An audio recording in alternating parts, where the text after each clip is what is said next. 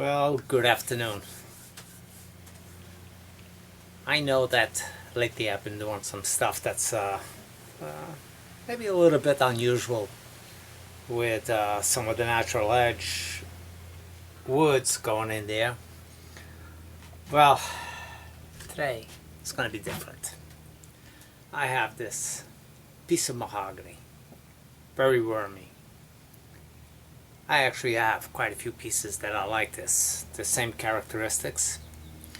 And sad news is, I was working on my bandsaw and my motor gave up on me. So I'm going to put this one up just the way you see it there. I've drilled it more or less on center. And I'm going to see what develops out of this crotch area. I know amazing wood grain, but and I don't know how much of the wormy stuff I'm going to get. So let's get started, and hopefully this is not too wacky for my lathe. It's a bit heavy, and yes, there's some freaking activity still in this wood. This is the wood that I got from that deceased wood turner that lived near me. And I gotta tell you, I feel a certain amount of guilt every time that I have to actually put one of these pieces in the fire pit. And I try salvaging as much as I can, but still with that, there are some pieces that I just cannot save, both because of the infestation or I might not be able to get this to spin.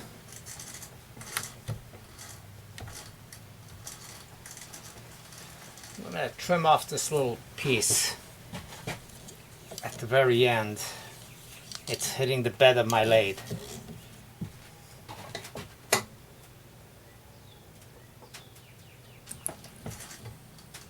Might clear the gap.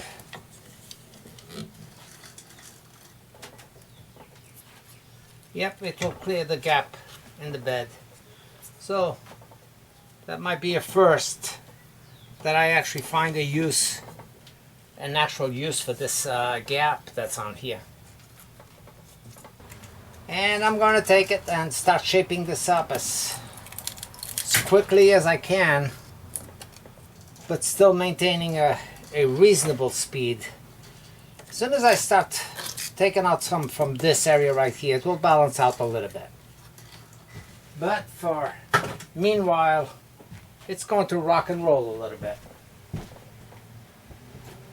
Speed, I'm going to start this up at around 300 RPMs.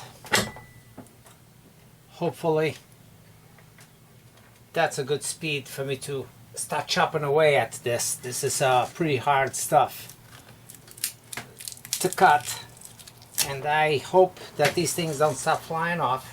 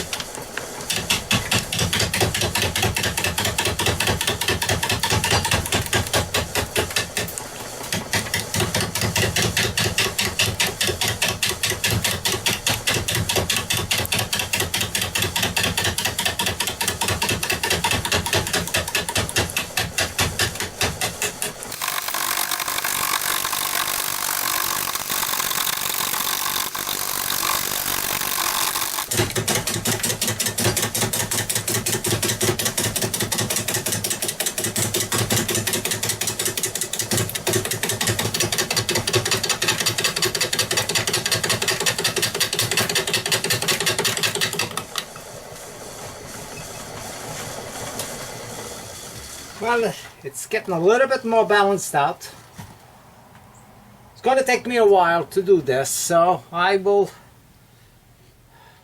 do a little bit of, not so much fast forward, but clips into further on as I get through some of this. So the process is I'm going to follow up until I start hitting this bark area over here and see where I'm going to stop. I'm not sure if I'm going to maintain this natural stuff that's going through it. I don't think the bark can stay, at least not in this area right here. Towards here, it's a good chance that it could, but I gotta keep working it, come up to the height over here where it's going to make a tendon for me, and by the time I get that, that's going to be a little while. And basically I'm just going to keep going from inside, going to the outside, creeping up the tail, the tool rest every once in a while, every slightly, making sure that I'm clear and I'm going very close with my tool rest, my tool, and not extend out with some turning like this. So I'm gonna keep it going and be back in a little bit. I might fast forward, I'm not sure.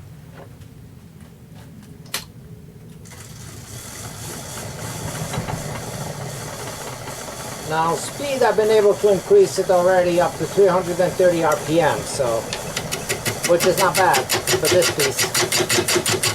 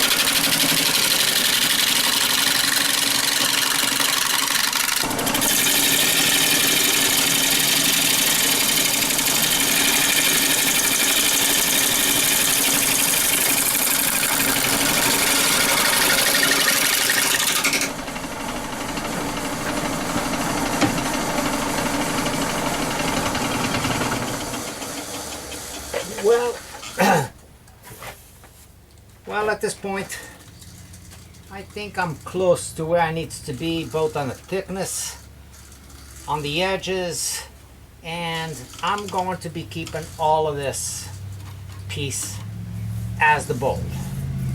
So at this point, what I want to do is sand it down with 80 grit and get rid of just a couple of rough spots that I got in here. Now, I'm not going to look for a slick finish with the characteristics that I have on this wood. I'm going to maintain the wood as natural as I can and just eliminate, and it's right here because of the bounce that I get. I keep getting these tool marks going back through this area, and that's because the piece is unbalanced and I get a lot of vibration. So with that out of the way, I should be in good shape to apply a finish to this. Now I'm going, like I said, to sand it down with 80 grit, and I'm going to start it off with the lathe stopped because I don't want the same bounce to continue and carry on during the sanding, and there's no sense me spending all the time and everywhere on here when I really need to concentrate this on just this section, pretty much. Then I will turn it on to even it out so I don't have any low spots. And when I do this, I usually lock my spindle in, and that makes things a little easier.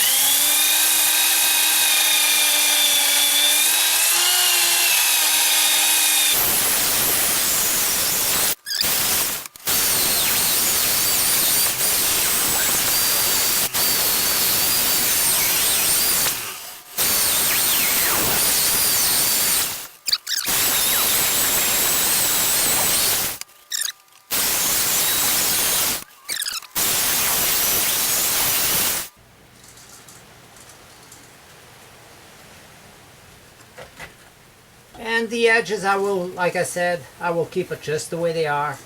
Rough, cut, uneven. I want this piece to really make a statement as to what it has gone through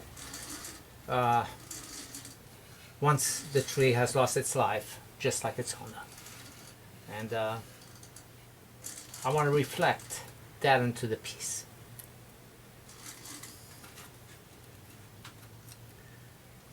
I am sure that the owner of this beautiful piece of wood went before he was done with his duties and what he wanted to accomplish out of this. And I hope that, like I said, what I do with it would be some sort of a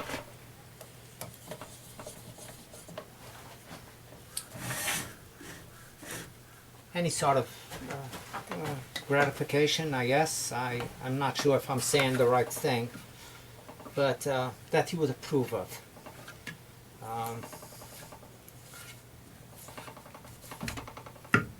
And I know this is going to be a really beautiful piece going through here.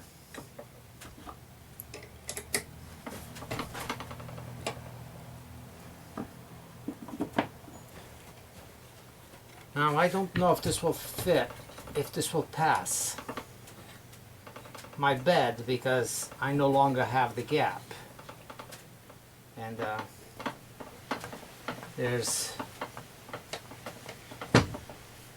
can't think of any way that I could mount this if it doesn't fit. If it doesn't fit, I will be forced to modify the edges a little bit, but still maintain somewhat of what's going on here.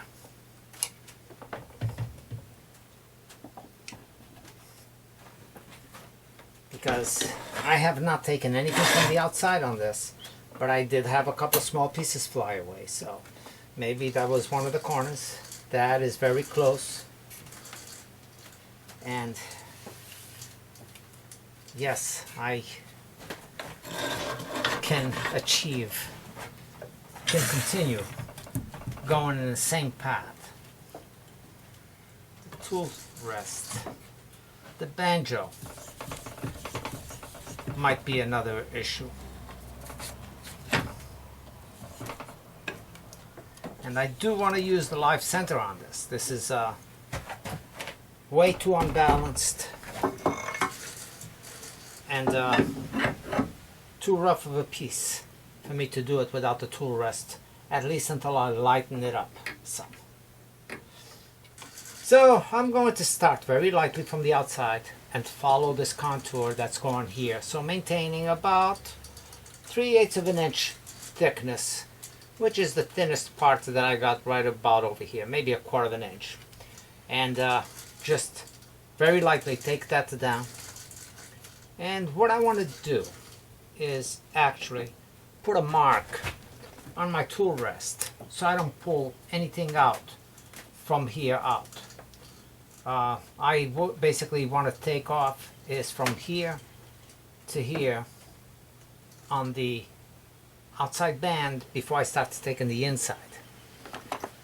And the reason for that is because this becomes thinner and more flimsy as you're turning it. So you have to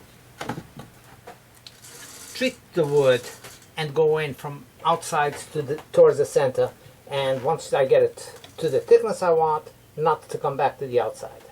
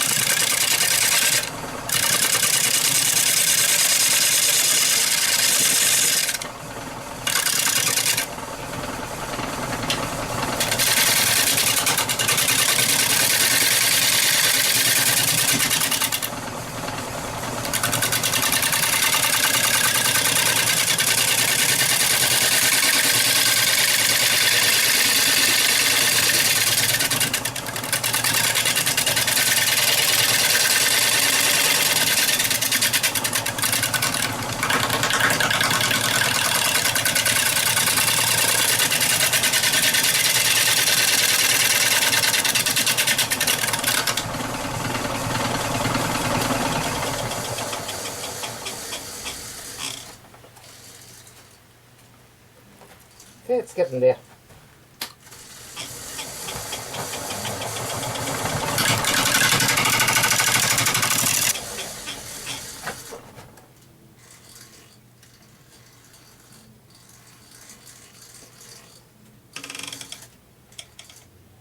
Gotta feather this out. Get rid of course, of all these tool marks. My thickness is good on the inside over here, on the most inner part. So I want to make sure I don't take anything else from this area right here. Just feather this down a little bit.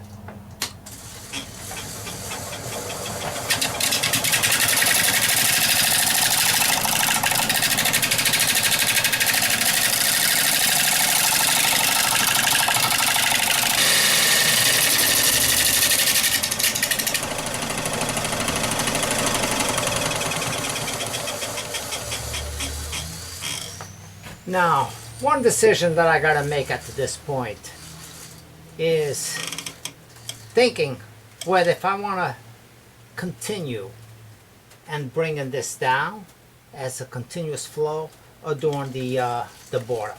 You know, I've done lots of borders and they look good, but on this one I want to maintain an all even gradual flow into the bowl itself. So the bowl has an infinite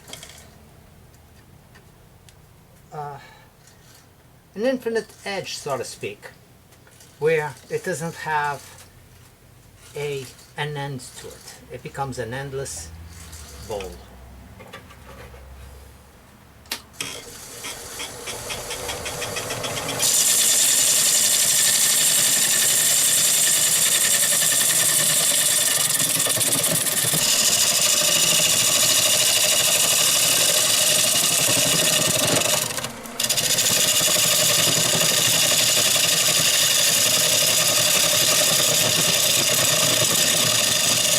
Well, I gotta say, this is a little bit of a challenge on the cuts.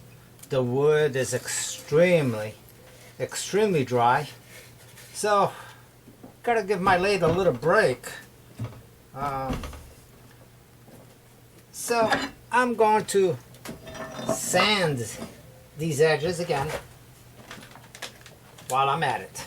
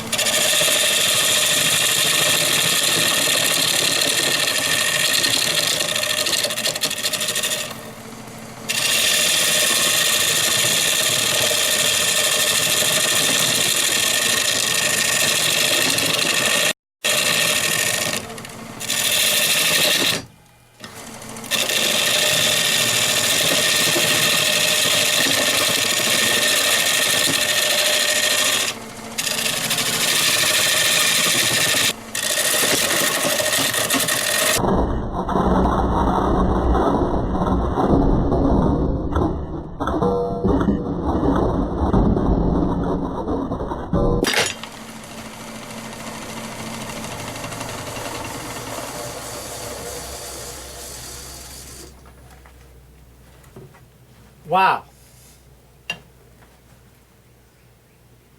I broke my tool rest. Okay, I am being aggressive on this turning for sure. I'm gonna know what I'm gonna do with this one.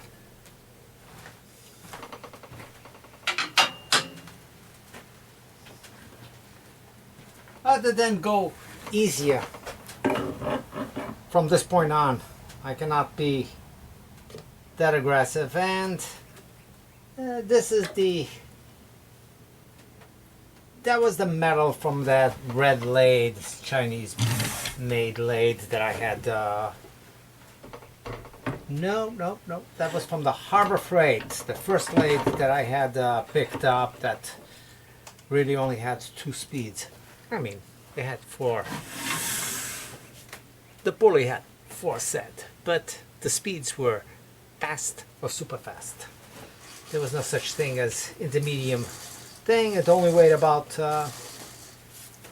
60 pounds at most, and it was a very dangerous lathe to use. Tried it one time and made one piece with it with some homemade altered chisels, and that was the only turning that it ever did with me anyway. The previous owner apparently used it. Used to do pens, and my interest was never to make pens or bottle stoppers, that sort of stuff.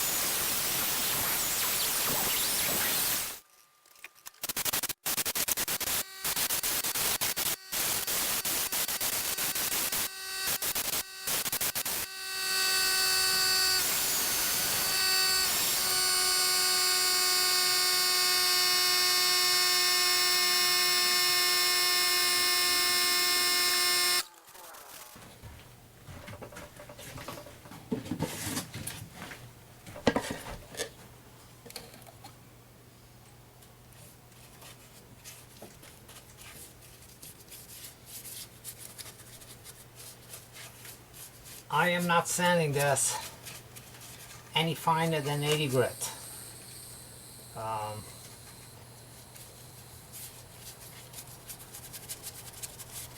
80 grit, but well sanded. Did not take any shortcuts, making sure that all my tool marks are on. So for this piece, that's how I want it. So I'm not going to apply a high gloss on this.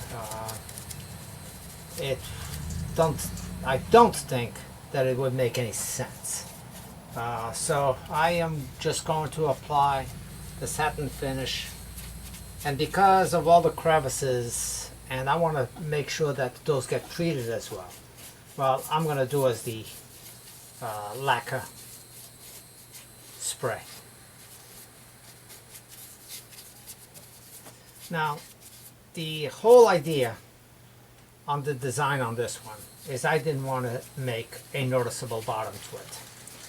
I want the whole thing to flow in and out of its own form.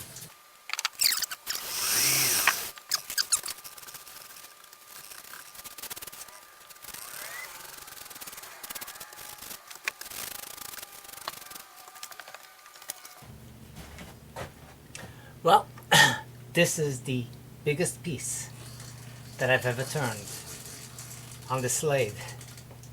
I would say, based on this measurement, I got 16 and a half maybe. From longest corner, well, 16 on the nose. The reason why it's so tight is because, of course, this point is longer from the center than this one. Because the lathe is 18 inches. And I'm almost there to the 18-inch mark. So this is coming up as a 17-inch from the center outwards.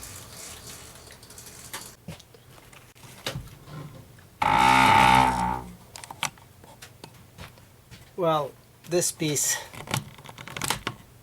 has only been sanded 80 grit, and applied a couple of coats of sanding sealer and one coat of satin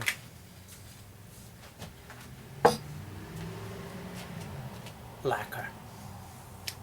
The reason I only gave this piece one sanding and 80 grit is because really this piece I do not want to refine it any more than what it is.